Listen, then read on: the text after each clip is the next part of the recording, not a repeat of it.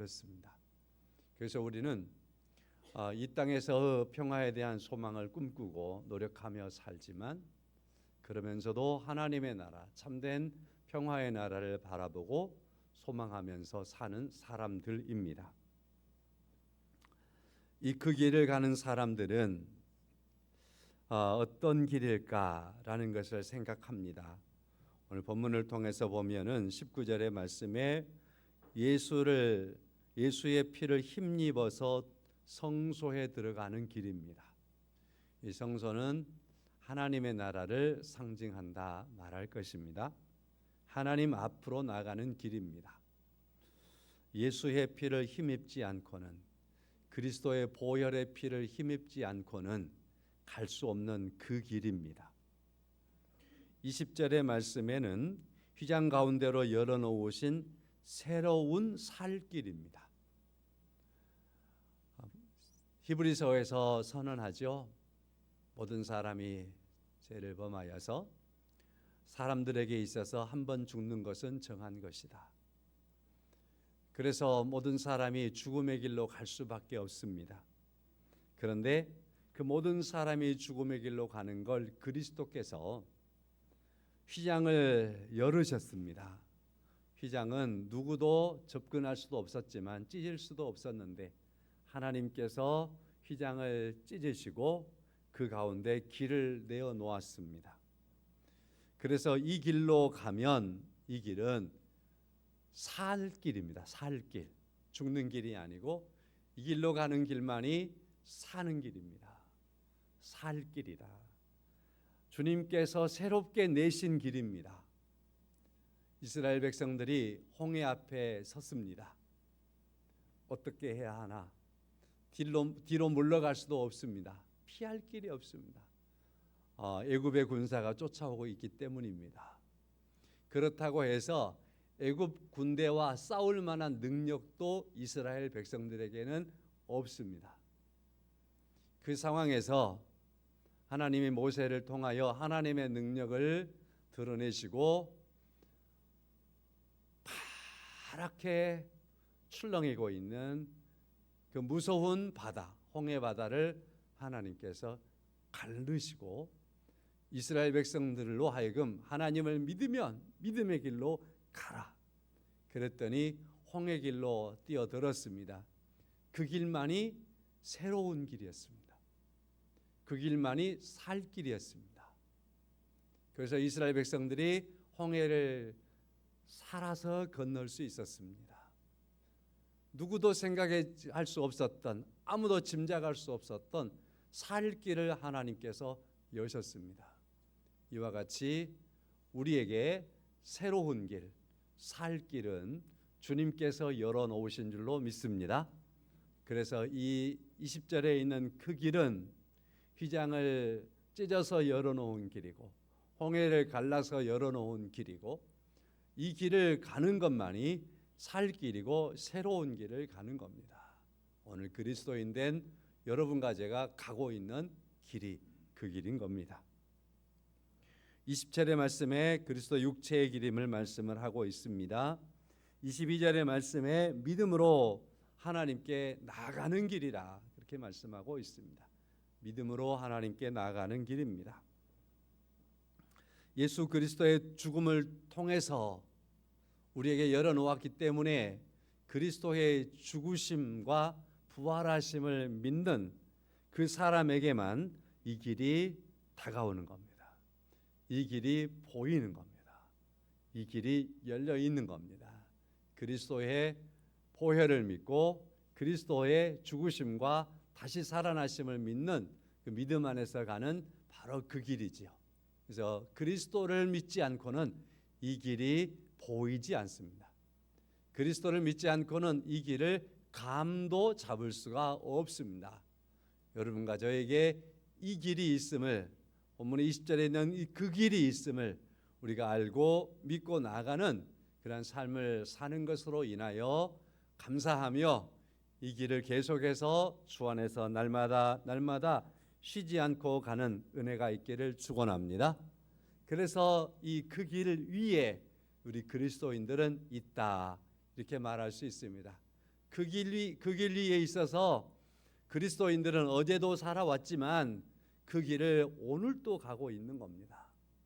그리고 그 길은 계속해서 현재를 넘어서 내일 미래를 바라보면서 나가는 그러한 길이 그 길입니다. 그래서 그 길은 현재 그 길 위에 우리 그리스도인 된 여러분과 제가 있고, 그래서 오늘을 그 길을 가고 있고 내일도 그 길을 가는 겁니다. 그리고 이것을 오늘 제목의 말씀에서 믿는 도리의 소망을 굳게 잡고 그랬습니다. 소망 가운데 가는 그러한 길이다, 이렇게 말씀을 드릴 수 있습니다. 자, 이처럼 새로운 길이요 살 길인 이 길을 위에 있는 사람들은 세 가지를 꼭 가지고 있어야 합니다.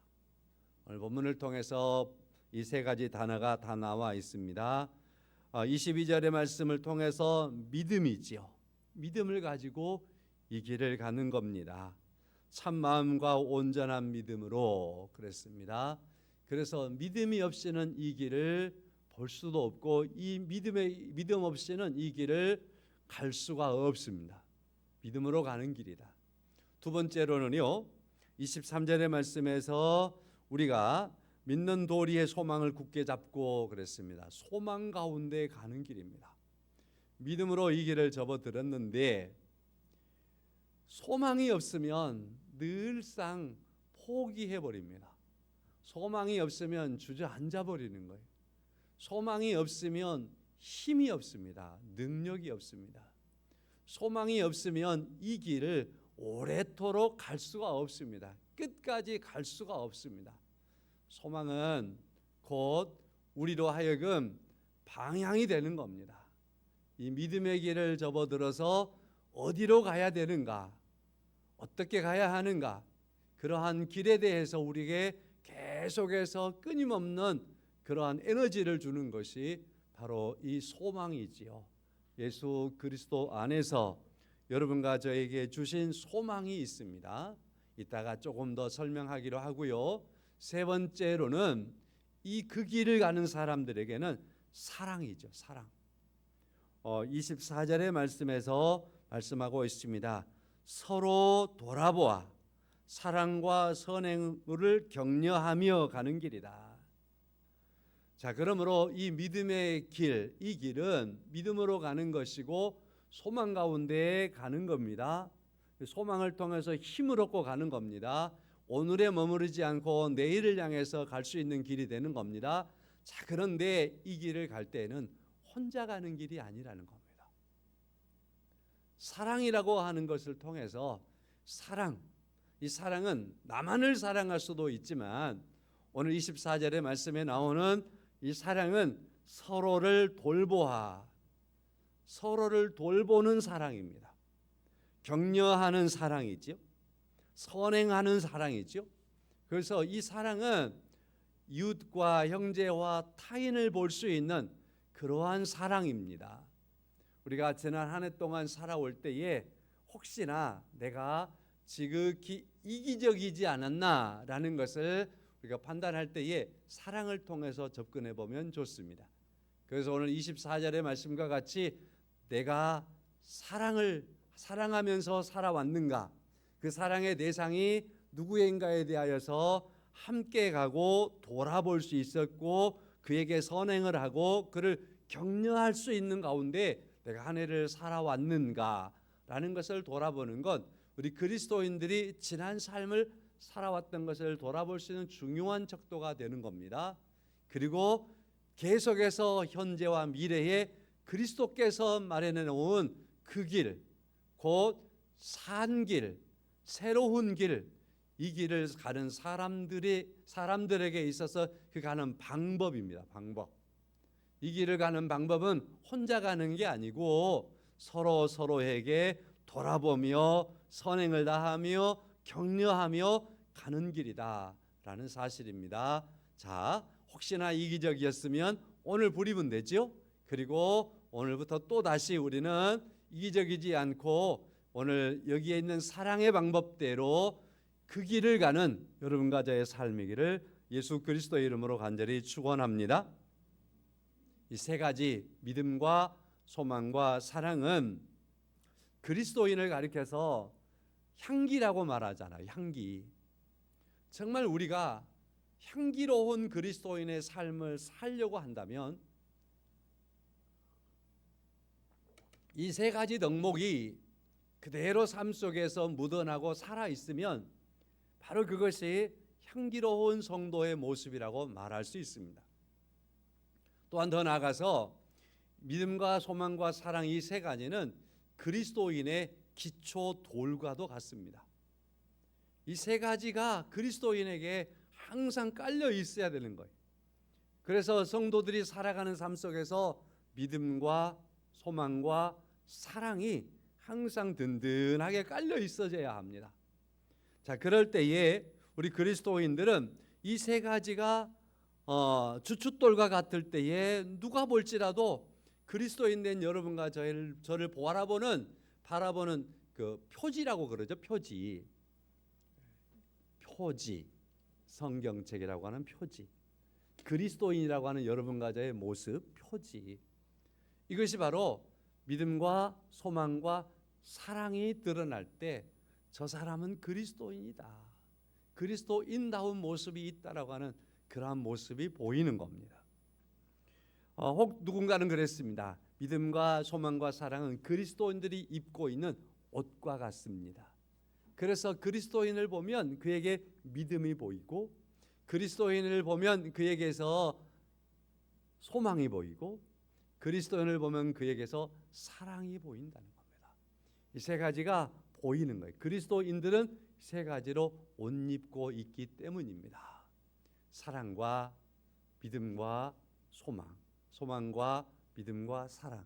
이 세 가지가 잘 어우러진 옷을 입으면 그 옷을 입은 모습이 사랑스럽고 아름다울 줄로 믿습니다. 오늘 세상이 교회와 그리스도를 향해서 여러 가지 부정적인 어떠한 측면을 얘기한다고 하면 그러한 평가를 우리가 듣는다면 우리에게 있어서 이 믿음과 소망과 사랑이라고 하는 이 옷을 잘 입었어야 되는데 그 어떤 것에 결핍이 있었기 때문에 사람들은 우리를 그렇게 부정적인 평가를 할 것입니다. 내가 입는 옷은 예수 그리스도 안에서 믿음과 소망과 사랑입니다. 믿으십니까? 그런 옷을 우리가 아름답게 입고 살아가는 그런 삶을 살아갈 수 있어야 하겠습니다. 그리스도인의 언어도 마찬가지죠. 누군가는 그랬습니다. 믿음과 소망과 사랑은 그리스도인의 언어입니다 라고 말하기도 했습니다. 그리스도인의 언어에는 믿음이 있는 거예요. 부정적이고 비판적이고 맨날 뭐인가에 대해서 거부하고 의심만 많고 그러한 언어가 아니고 믿음의 언어들이 늘 묻어나는 그러한 말과 그 다음에 그의 말을 들으면 포기하지 않고 소망을 가지게 되는 거예요. 그의 말 속에는 늘 소망이 있는 거예요. 그러한 에너지가 있는 거죠. 그래서 우리들의 언어는 소망의 언어를 가지고 있어야 합니다. 그리스도인의 언어들은 사랑의 언어가 늘 있어야 합니다. 그래서 바로 이 믿음과 소망과 사랑은 그리스도인의 언어라고 말하기도 하는 겁니다. 혹자는 말합니다. 이 그리스도인은 사람은 피부색에 따라서 백인과 황인과 흑인이 있잖아요. 그리스도인은 바로 이 믿음과 소망과 사랑이라고 하는 이러한 피부색을 가졌다. 그렇게 말하기도 합니다. 그리스도인의 본질이어야 한다는 것이요. 우리의 그러한 피부 색깔이 그리스도인들은 믿음과 소망과 사랑이라고 하는 그러한 피부가 되어야 한다. 이 말은 떼낼 수 없는 거다라는 거죠. 우리의 본질이어야 한다는 거죠. 자, 그래서 오늘 본문의 말씀을 보면 그 길을 가는 그 사람들, 바로 그 길을 가는 사람들은 그리스도를 통해서 주어진 우리의 길입니다. 여러분과 제가 가는 길입니다. 믿음과 소망과 사랑 가운데 가는 길입니다 하는 거죠. 오늘은 이 세 가지 말씀 속에서 특별히 제가 제목으로 가져온 것은 두 번째입니다. 믿음의 도리의 소망을 굳게 잡고라고 하는 이 말씀이 오늘 23절에 있습니다. 또 약속하신 이는 미쁘시니 우리가 믿는 도리의 소망을 움직이지 말며 굳게 잡고 이렇게 말씀하고 있습니다. 이 말씀 여러분과 제가 이 말씀 안에서 오늘 은혜가 되기를 원하고요. 자, 이 믿는 도리의 소망을 굳게 잡고라고 하는 이 말에 원래 문자적인 의미는 어떤 의미냐면요, 우리의 고백하는 의미입니다. 고백하는 소망. 자, 다시요. 23절 말씀에 우리가 믿는 도리의 소망을, 이 말은 원래 문자적으로 말하면 우리가 고백하는 소망을, 고백하는. 여러분과 제가 믿는 고백하는 것과 같습니다. 그래서 우리가 고백하는 소망, 우리 기독교의 신앙은요, 신앙을 고백하는 종교잖아요. 그죠? 고백하잖아요. 그래서 여러분과 저는 신앙 고백하겠습니다. 전능하사 천지를 만드신 하나님 아버지를 내가 믿사오며 그 외아들 우리 주 예수 그리스도를 믿사오니 이는 성령으로 잉태하사 동정녀 마리아에게 나시고 본디오 빌라도에게 고난을 받으사, 이러한 신앙을 고백하는 종교입니다. 자, 그러면 오늘 제목의 말씀을 다시 정리할 수 있지요. 본문의 말씀에서 믿음의 도리를 굳게 하는 소망이다. 믿음의 도리의 소망을 움직이지 말고 믿음의 도리다. 이 말은 곧 고백하는 소망이다. 고백하는 소망이다. 여러분과 그러므로 이 말씀 무슨 말이죠? 고백한 것을 소망하며 살아야 된다라는 거예요. 고백한 것을 소망하며. 여러분, 우리 신앙 고백했잖아요. 우리의 현재의 삶이 이질적이지 아니해야 한다는 건 그런 거죠. 기독교인들의 삶이 이질적이지 아니해야 한다는 건 뭐죠?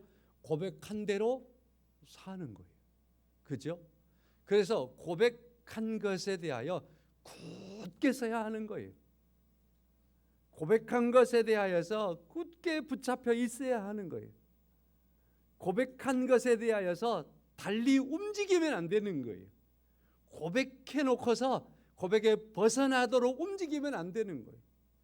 바로 오늘 제목이 이제 충분히 설명이 됐다고 생각합니다.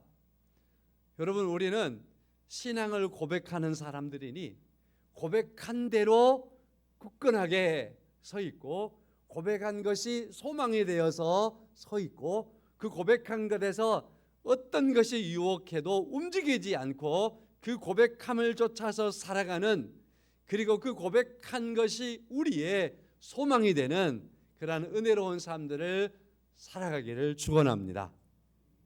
12월 첫 주가 돼서 우리는 그렇게 살아왔어야 합니다라는 것을 말씀을 첫 번째 드리고, 두 번째로는 오늘을 우리가 그렇게 살아가는 겁니다. 우리의 고백대로 굳건하게 서서 움직이지 않고 살아가는 겁니다. 하는 것이고, 두 번째로는 미래를 우리가 이처럼 고백한 대로 소망 가운데 살아가는 겁니다. 이게 바로 오늘 그리스도인들입니다. 한 해를 마무리하는 그러한 시점에서 한 달여 남겨놓고서 이런 부분을 여러분과 제가 잘 정리하고서 12월 달을 보내면 또 내년도 소망 가운데 잘 맞이할 수 있는 그러한 2024년을 위해서 우리의 발걸음을 내디딜 수 있을 줄로 믿습니다. 자, 성도 여러분, 이와 같이 우리가 고백하는 그 고백이 우리의 소망의 삶이 되어야 하는데, 그것은 우리가 하나님의 말씀을 잘 듣고 그 말씀을 믿고 그 말씀을 우리의 마음과 가슴 속에 담아야 하는 거죠. 여호수아와 갈렙이 있습니다. 여호수아와 갈렙이 있는데, 민수기 13장의 말씀 보면 이스라엘 백성들이 가데스 바네아라고 하는 곳에 도착을 해요. 그들이 이제 광야를 지나서 한 산맥만 넘어가면 이스라엘을 만나는 그러한 가데스 바네아라고 하는 오아시스 지역을 만난 거죠. 거기에 텐트를 치고 이스라엘 백성들이 있죠. 하나님께서 말씀합니다. 각 지파별로 한 명씩 뽑아서 12명의 정탐꾼이 가나안 땅을 정탐하고 오라는 거죠. 지금껏 한 2년 동안 하나님께서는 이스라엘 백성들에게 가나안 땅으로 가야 한다. 그곳은 내가 너희 조상들에게 약속했던 곳이다. 내가 너희를 지금 인도하고 있는 것은 가나안 땅으로 가기 위해서 인도하고 있다. 그곳에 가면 젖과 꿀이 흐르는 땅이고 내가 그곳에서 너희들을 만나는 것이고 너희들은 나를 만나고 내가 너희를 만나는 것이 되겠고 그곳에서 너희들에게 아브라함에게 약속한 어마어마한 그 축복을 다 허락할 것이다. 그러면서 여기까지 데려왔단 말이죠. 그래서 하나님께서 이스라엘 백성들을 한 2년 동안 가데스 바네아까지 데려오면서 하나님은 그들에게 필요한 것들을 먹을 것도 주시고 마실 것도 주시고 또한 적군들을 막아주시고 그러면서 왔습니다. 자, 이곳까지 오면서 날마다 그들은 하나님에 대한 경험이 차고 넘쳤습니다. 그리고 가데스 바네아에 진을 치고 있는 겁니다. 그리고서 그곳에서 하나님께서 이제 약속을 성취할 테니까 가나안 땅을 가서 정탐하고 오라 했더니 그들이 정탐을 하고 왔습니다. 보고를 합니다. 보고를 하는데 여호수아와 갈렙이 보고하기를 하나님께서 약속하신 그 약속의 땅이 틀림이 없습니다. 우리가 그 땅에 들어가서 살면 젖과 꿀이 흐르는 그 땅에서 우리가 그 모든 것을 우리가 혜택을 보면서 살 수 있습니다. 하나님이 예비해 놓으신 축복의 땅입니다. 약속의 땅입니다. 우리가 그곳을 향해서 가야 합니다. 멈추지 않는 거예요. 여호수아와 갈렙 안에는 믿음이 있습니다. 그리고 계속해서 가야 할 소망이 그들에게 분명하게 있는 거지. 그래서 우리 모두가 함께 갑시다. 사랑으로 격려하면서 함께 갑시다라고 하는 거예요. 그렇게 해서 가나안 땅을 향해서 가자고 말하는데 10명의 다른 정탐꾼들은 말하기 시작합니다. 안 됩니다. 못 갑니다. 그곳은 이미 강한 민족이 살고 있습니다. 그곳은 성읍들이 발달했습니다. 그러므로 우리가 성읍을 대항할 능력이 없습니다. 우리에게는 그러한 군사력이 없습니다. 그러한 힘이 없습니다. 우리가 광야만 지나왔는데 저들을 정착인들을 어떻게 우리가 물리칠 수 있겠습니까? 그러면서 부정해버리는 것을 볼 수 있습니다. 자, 소망이 있는 사람들과 소망이 없는 사람들의 차이점을 거기에서 볼 수 있습니다. 여호수아와 갈렙은 지난 시간 동안 계속해서 하나님이 약속하시고 말씀한 것들을 가슴에 담고 마음에 담았습니다. 그리고 그것이 믿음이 됐습니다. 그리고 계속해서 그들이 나가야 할 소망의 장소가 되었습니다. 그곳까지 그들이 정탐하고 돌아왔을 때 너무 좋았습니다. 하나님이 주실 땅이 이렇게 예비되어 있었습니다. 라고 하면서 그곳을 향해서 소망을 가지고 계속 갑시다. 힘을 내서 갑시다라고 그렇게 힘을 얻는 겁니다. 그러나 그에 대해서 소망이 없는 사람들은, 믿음이 없는 사람들은 그들은 주저하는 겁니다. 반항하는 겁니다. 원망하는 겁니다. 포기하는 겁니다. 사랑하는 성도 여러분, 여러분과 저희 안에 하나님의 말씀은 우리로 하여금 내일을 보게 하고 영원한 하나님의 나라, 그 길을 통해서 가는 그 나라를 예수 안에서 우리에게 보여주신 줄로 믿습니다. 그러므로 여러분과 제가 혹시나 어려운 일들을 만나거나 힘든 일들을 만날지라도 그것이 소망보다 크지 않아야 합니다. 우리의 소망을 좌절시킬 수 없어야 합니다. 그리스도 안에서 주어진 소망이기 때문입니다. 믿으십니까? 우리에게 분명한 소망은 우리 현재를 살아가는 우리의 능력이라는 사실을 기억해야 될 것입니다. 욥을 제가 말씀을 한번 더 드려보지요. 욥, 그 훌륭한 사람이 갑자기 모든 것이 다 망가졌습니다. 그리고 자녀들도 죽어버리고요, 재산은 재산대로 없어져 버리고요, 자신의 몸은 병들어 버렸습니다.